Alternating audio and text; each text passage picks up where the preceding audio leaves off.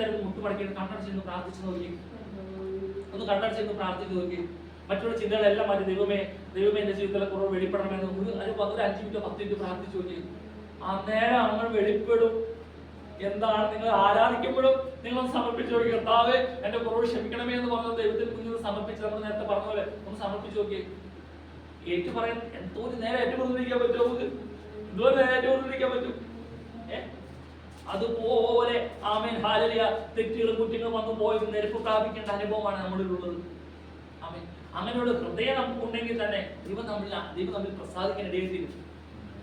ഞാൻ തെറ്റ് ചെയ്തിട്ട് എന്റെ ജീവിതത്തിൽ കുറവുകളുണ്ടായിട്ട് ദൈവത്തിന്റെ മുന്നിൽ വന്ന് നിഗളിയായിട്ട് നിന്നാലോ, എനിക്കൊരു കുറവില്ല എന്ന് പറഞ്ഞിരുന്നാലോ, അത് ദൈവം പ്രസാദിക്കുന്നില്ല. ദൈവം അത് പ്രസാദിക്കുന്നില്ല. ദൈവത്തിന്റെ മുന്നിൽ ഹല്ലേലൂയ തെറ്റുകളെയും കുറ്റങ്ങളെ ഏറ്റുപറഞ്ഞ് നിരപ്പ് പ്രാപിക്കണം. ഒരു ശുദ്ധീകരണ മനോഭാവത്തോടു കൂടെ പരിശുദ്ധനായ ദൈവത്തിന്റെ മുഖത്തേക്ക് നോക്കുവാൻ എനിക്കും നിങ്ങൾക്കും സാധിക്കണം. അങ്ങനെ കഴിയണം ദൈവമക്കളെ. ഹല്ലേലൂയ. എന്നാലാണ് ഹല്ലേലൂയ കാത്തിരിക്കുന്ന നാം ഭാഗ്യമുള്ളവരായി തീരുന്നത്. ഇനി ഹല്ലേലൂയ അതുകൊണ്ട് യഹോവ നിങ്ങളോട് കൃപ കാണിപ്പാൻ താമസിക്കുന്നുവെങ്കിൽ ഞാൻ എന്നോട് തന്നെ ചോദിച്ചോളാം, എന്റെ കർത്താവേ എന്താണ് എന്റെ ജീവിതത്തിൽ കുറവ്? എന്നോട് കൃപ കാണിക്കുവാൻ താമസിക്കുന്നതിന്റെ കാരണം എന്താണ്? ഇനി അതുകൊണ്ട് നിങ്ങളോട് കരുണ കാണിക്കാതെ വണ്ണം കർത്താവ് താമസിക്കുന്നെങ്കിൽ ചോദിക്കണം. ഇനി നമ്മളെ തുറന്നു വായിച്ചെന്താ? ഹല്ലേലൂയ യഹോവ ന്യായത്തിന്റെ ദൈവമല്ലോ. നാം ദൈവത്തിന് മുന്നിൽ നിൽക്കുമ്പോൾ നമുക്ക് ന്യായമുണ്ടോ? കർത്താവേ ഞാൻ വിശുദ്ധിയോടെയാണ് ദൈവത്തിന്റെ സന്നിധിയിൽ കടന്നുപോയത്. ഞാൻ പ്രാർത്ഥനയ്ക്ക് കടന്നുപോയപ്പോൾ പ്രാർത്ഥിച്ചൊരുങ്ങിയാണ് കടന്നുപോയത്. ആ ന്യായത്തോടെയാണ്. ദൈവം ന്യായത്തിന്റെ ദൈവമാണ്. ന്യായത്തിന്റെ കൂടെ അനീതിയോടുകൂടെ ദൈവം പ്രസാദിക്കില്ല. ഇവിടെ നിന്ന് ഞാൻ ശുശ്രൂഷിക്കുമ്പോൾ ആമേൻ ദൈവത്തിന്റെ ജനത്തിന് പാപത്തെ കുറിച്ച് ബോധം വരാതെ അനുഗ്രഹിച്ചു വിടാനുള്ള ആണ് തീരുമാനമെങ്കിൽ ഹല്ലേലൂയ ദൈവത്തിന്റെ മുന്നിൽ എന്ത് ചെയ്തുകൊണ്ടിരിക്കും? കുറ്റക്കാരായി തീരും. 6 ദിവസം വേല ചെയ്ത് 7-ാം ദിവസം ദൈവത്തെ സ്വസ്ഥമായി ആരാധിക്കുമ്പോൾ കുറവുകളെ വെളിപ്പെടണം. കാരണം ഈ അന്തരീക്ഷ മണ്ഡലത്തിൽ ഇത്രയും പൊടിപടലങ്ങളുണ്ട്. ഈ ഏസ് റൂമിൽ ഇത് അടച്ചു മൂടിയിട്ടാൽ ഇതിനുള്ളിൽ പൊടി കാണുമല്ലേ എന്നതുപോലെയാണ് ഹല്ലേലൂയ നമ്മളിൽ ഹല്ലേലൂയ അനീതിയുടെ പ്രവൃത്തികൾ തെറ്റ് ചെയ്തു പോയിട്ടുണ്ടോ ഇല്ല എന്നുള്ളത് തിരിച്ചറിയുന്ന ഒരു സ്ഥലമാണിത്. ശലോമോൻ യെരൂശലേം ദേവാലയം പണി നിർത്തി എവിടെ വെച്ചാ കല്ലുകളുടെ കുറവ് നിർത്തേ? എവിടെ വെച്ചാ കുറവ് നിർത്തേ? വെട്ടുകുഴിയിൽ വെച്ച് കുറവ് നിർത്തു.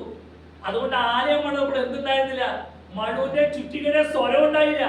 അല്ലെങ്കിൽ ആലയത്തിനകത്ത് ഇടി തോഴി മുളച്ചിരിക്കുന്നതൊക്കെ നേരെയാക്കി കാണണമല്ലോ. അപ്പൊ മുഴുവൻ ചിറ്റിയൊക്കെ ഇടിക്കും. അപ്പൊ അങ്ങനെ പൊട്ടേന്നൊക്കെ ബഹളായിരിക്കും. പക്ഷെ ഇത് വെട്ടുകുഴിയിൽ വെച്ച് കുറവ് തീർത്തു. അപ്രകാരം ഇതൊരു വെട്ടുകുഴിയിൽ വെച്ച് കുറവ് തീർത്തുകൊണ്ടിരിക്കുക. ഇവിടെ കുറവ് നീട്ടി പോയാലേ ആ വിശുദ്ധ മന്ദിരത്തോട് ചേർന്ന് പ്രവർത്തിക്കാൻ പറ്റുള്ളൂ. ആകയാൽ നിങ്ങൾ ഇനി അന്യന്മാരും പരദേശികളുമല്ല, വിശുദ്ധന്മാരുടെ സഹപൗരന്മാരും ദൈവത്തിന്റെ ഭവനക്കാരും അത്രേ. കർത്താവേ യേശുക്രിസ്തുവിന്റെ മൂലക്കല്ലായിരിക്കെ നിങ്ങളെ അപ്പോസ്തലന്മാരും പ്രവാചകന്മാരും അടിസ്ഥാനത്തിൽ പണിതുകൊണ്ടിരുന്നു. കെട്ടിടം അങ്ങനെ പൂർത്തിയായി വരിക. കെട്ടിടം മുഴുവൻ യുക്തമായി ചേർന്ന് എങ്ങനെ വളരുന്നു പറഞ്ഞേ കർത്താവിൽ വിശുദ്ധ മന്ദിരമായി വളരുന്നു. അതുകൊണ്ട് സഹോദരന്മാർ തമ്മിൽ പ്രബോധിപ്പിക്കണം. ഞായറാഴ്ച ആരാധിക്കാൻ വരുമ്പോൾ ഒരു പ്രബോധനം ആവശ്യമാണ്. സഹോദരന്മാർ തമ്മിൽ പ്രബോധിപ്പിക്കണം. ഒരു സഹോദരൻ പ്രബോധിക്കപ്പെടാം. ഇന്ന് എനിക്ക് ഏറ്റവും വലിയ സങ്കീർത്തനം 23 നമ്മൾ എത്ര വട്ടം വായിച്ച് ധ്യാനിച്ചിട്ടുണ്ട്. ഈ നമ്മൾ നീതിപാതകൾ നടത്തുന്നതിന്റെ ഒരു പോയിന്റ് എനിക്ക് അന്നൊന്നും കിട്ടിയിട്ടില്ല. ഇന്ന് അച്ഛൻ സംസാരിച്ചപ്പോഴാണ് തിരുനാമ നിമിത്തമാണ് നീതിപാതകൾ നടക്കുന്നത്. നമ്മൾ ഓരോരുത്തരും അത് എത്ര പേര് ഗ്രഹിക്കാൻ സാധിച്ചു? അത് അന്നേരം തന്നെ ബൈബിളിലൊക്കെ മറച്ചു വെക്കണം പ്രിയമുള്ളവരെ. ഹല്ലേലൂയ. കാരണം എന്നിനുള്ളിലേക്ക് പരിശുദ്ധാത്മാവ് വെളിപ്പെടുത്തി തരാത്തത് സഹോദരന്മാർ തമ്മിൽ പ്രബോധിപ്പിക്കുന്നതിന് കാരണം അത് തന്നെയാണ്.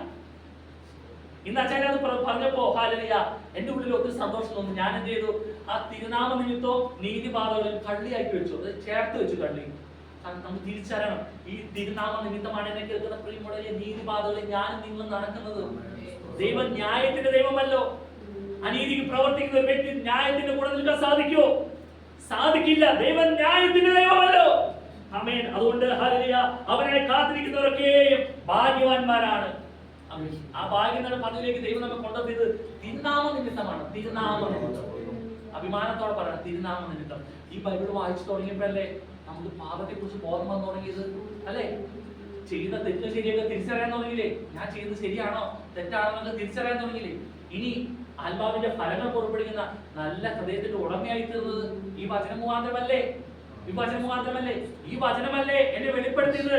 സംഗീതം 23-ന്റെ ലാസ്റ്റ് വാക്യം, നന്മയും കരുണയും എന്റെ ആയുഷ്കാലം ഒക്കെയും എന്നെ പിന്തുടരും. എന്താണ് ആയുഷ്കാലം ഒക്കെയും നന്മയും കരുണയും ഭൂമിയിൽ ജീവിക്കുമ്പോൾ? യഹോവന്റെ ഇടയിലാണെങ്കിൽ ഇതെന്റെ ആയുഷ്കാലം ഒക്കെയും പിന്തുടരുന്നത്. ഞാൻ അതന്വേഷിച്ച് പോകണ്ട, നന്മയും കരുണയും പിന്നാലെ ഞാൻ പോകണ്ട, അത് ദൈവം കൊണ്ടുവരും. ഇനിയോ ഞാൻ എന്റെ ആയുഷ്കാലം ഒക്കെ ഞാൻ യഹോവയുടെ കൂടെ ദീർഘകാലം ദൈവത്തോടുകൂടെ വസിക്കും. ആമേൻ, ദൈവത്തോടുകൂടെ വസിക്കും. എന്നെ കേൾക്കുന്ന പ്രിയമുള്ളവരെ, നമ്മൾ എത്ര ശ്രേഷ്ഠമുള്ളവരാ. ഇനി വ്യാജത്തിലേക്ക് തിരിയുന്ന, ആമേൻ ഹല്ലേലൂയ, ദൈവത്തിന്റെ പ്രസാദമല്ലാത്ത ഒരു പ്രവൃത്തി നമ്മുടെ ജീവിതത്തിൽ ഉണ്ടാകരുത്. എത്ര ശ്രേഷ്ഠതയോടെ നാം കരുതണമെന്നറിയാമോ, സൂക്ഷിക്കണമെന്നറിയോ? ഞാൻ പറഞ്ഞ പോലെ തന്നെ 100% വേർപെട്ട് നിൽക്കണം. വേർപെട്ട് നിൽക്കണം. ദൈവം വേർപെട്ട് നിൽക്കണം. ഒരു കടയിൽ ചെന്നാൽ പോലും ഹല്ലേലൂയ, ആ കടയിൽ ഇരിക്കുന്ന എല്ലാ സാധനങ്ങളും നമുക്കുള്ളതല്ല. ആ കടയിൽ നിന്ന് വാങ്ങേണ്ട സാധനങ്ങൾ മാത്രമേ നമ്മൾ വാങ്ങാൻ പാടുള്ളൂ. മറ്റുള്ളവർ വാങ്ങേണ്ട കണ്ടുകൊണ്ട് അത് ഇതൊക്കെ മേടിച്ചുകൊണ്ട് വരാൻ പാടില്ല. ഇതിപ്പോ തന്നെ മിഠായി പേരെ സൂക്ഷിക്കണം എന്ന് പറഞ്ഞേ. കഴിഞ്ഞ ദിവസം നമ്മുടെ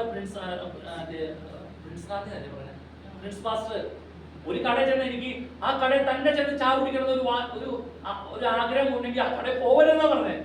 അതെന്തോ ഒരു മായമുണ്ട്. അതുകൊണ്ടാണ് അവിടെ തന്നെ പോയി ചായ കുടിക്കണം എന്ന് പറയുന്നത്. നമ്മൾ ശ്രദ്ധിക്കണം, കുറെ കാര്യങ്ങൾ നമ്മൾ ശ്രദ്ധിക്കണം. കാലിൽ നമ്മളെ എന്തെങ്കിലും തരത്തിൽ നമ്മൾ അഡിക്റ്റായി പോകുന്നത് നാം സൂക്ഷിച്ചോണം. അതൊക്കെ എന്തെങ്കിലും ഇന്നത്തെ കാലത്ത് ഏതാ മായമില്ലാത്തത്? പിന്നെ എല്ലാത്തിനും മായ ഒരു വരല്ലേ. ഇപ്പൊ മഞ്ഞൾ തന്നെ വീട്ടിലിപ്പോ ആളുകൾ പൊടിപ്പിക്കുന്ന ആര് കാണുന്നില്ല, മഞ്ഞൾ ആരും കാണുന്നില്ല. അണ്ടിപ്പോ എന്ത് പൊടി എല്ലാവരും മേടിച്ച് കഴിക്കുന്നത്? മഞ്ഞൾപ്പൊടിയാണോ? മഞ്ഞപ്പൊടി രാഹിക്കുമ്പോ തന്നെ ഭംഗിയായിട്ട് ചെയ്തിരിക്കുക. മഞ്ഞപ്പൊടി ഒരു കുഴപ്പമില്ലാണ്ട് ആൾക്കാർ മഞ്ഞപ്പൊടി മേടിച്ചിട്ട് പോവാം. മഞ്ഞൾപ്പൊടിയാന്ന് പറഞ്ഞാൽ കൊണ്ടോണേ മഞ്ഞൾപ്പൊടി ചെയ്ത് വെക്കും. മഞ്ഞപ്പൊടി ചെയ്ത് വെച്ചിട്ട് അതുവരെ കൂടുതൽ കഴിക്കുക. എല്ലാം വ്യാജത്തിലേക്ക് പോകുന്ന അനുഭവത്തില്ല. സൂക്ഷിച്ചോളണം, തെറ്റ് തിരിച്ചറിഞ്ഞോളണം. കാരണം ദുഷ്ടനായ പിശാച് അവൻ മഹാക്രോധത്തോടെ ഇറങ്ങി വന്നിരിക്കുന്നത് ദൈവമക്കളുടെ ഇടയിലേക്കാ. ദൈവമക്കൾ എങ്ങനെയാ പോകുന്നതെന്ന് നോക്കിയാ പുള്ളി ഇറങ്ങി വന്നിരിക്കുന്നത്. അതുകൊണ്ട് നാം സൂക്ഷിച്ചോളണം. ഹല്ലേലൂയ. കർത്താവിനെ കാത്തിരിക്കുന്നവർ ഭാഗ്യവാന്മാർ. സമയം കടന്നു പോകും. ഒരു പോയിന്റ് ചിന്തിക്കാം. ജീവിതയാത്രയിൽ നശിക്കാതെ